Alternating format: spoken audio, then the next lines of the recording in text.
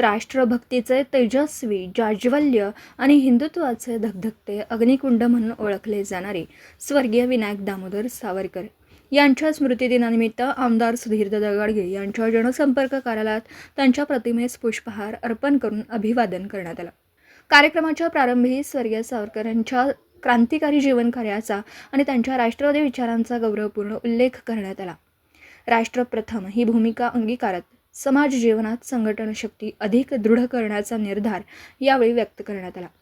स्वर्गीय सावरकरांचा विचार आजच्या पिढीसाठी प्रेरणादायी असून राष्ट्रहितासाठी निष्ठा, शिस्त आणि समर्पण आवश्यक असल्याचं मत उपस्थित मान्यवरांनी मांडलं.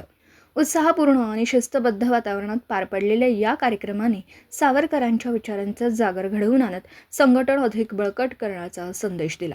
यावेळी राज्य परिषद सदस्य श्री प्रकाश बिरजे, ज्येष्ठ नेते श्रीकांत शिंदे, माजी नगरसेवक विनायक सिंहासने, राजू आवटी, अमोल कणसे, बाळकृष्ण बक्षी, गौस पठाण, श्रीधर जाधव, आबा जाधव आदी पदाधिकारी व कार्यकर्ते मोठ्या संख्येने उपस्थित होते.